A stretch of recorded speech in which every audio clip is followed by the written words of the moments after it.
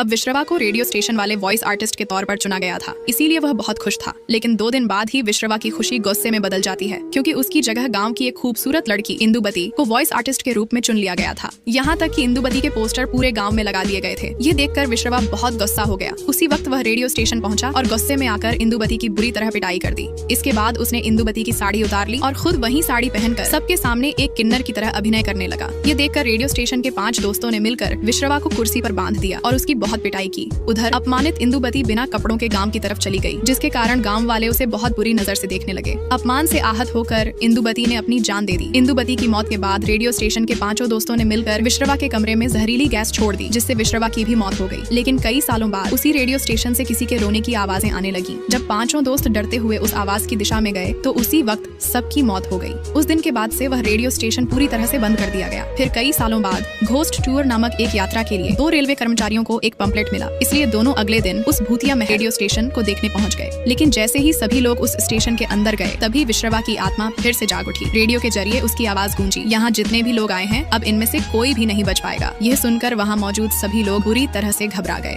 Next part के लिए like और कमेंट करें।